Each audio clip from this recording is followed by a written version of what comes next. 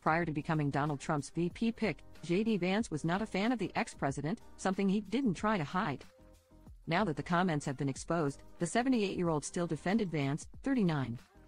"We've always had a good chemistry," Trump told Fox News host Jesse Waters in an interview that was taped on Saturday, July 20th, and aired on Monday, July 22nd. "And originally JD was probably not for me, but he didn't know me. And then when we got to know each other, he liked me, maybe more than anybody liked me. And he would stick up for me, and he would fight for the worker as much as I fight for the worker. We just had an automatic chemistry," Trump continued. "And I actually endorsed him in Ohio for the Senate. And he ended up winning against a very tough field." Very tough field.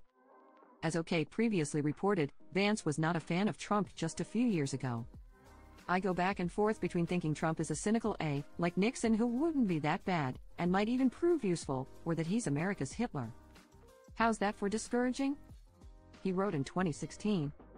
However, he's since changed his tune, something Sean Hannity pressed him on during the Republican National Convention. "You know, you literally said you texted a friend that Trump is a cynical A, like Richard Nixon.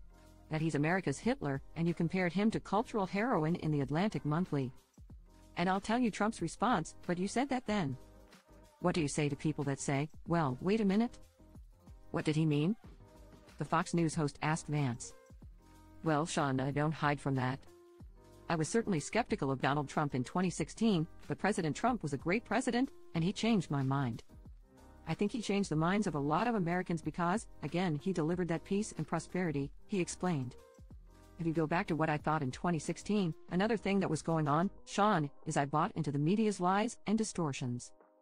I bought into this idea that somehow he was going to be so different, a terrible threat to democracy. It was a joke." He added, "Joe Biden is the one who's trying to throw his political opposition in jail. Joe Biden is the one who's trying to undermine American law and order. President Trump did a really good job. And I actually think it's a good thing when you see somebody, you were wrong about him, you ought to admit the mistake and admit that you were wrong.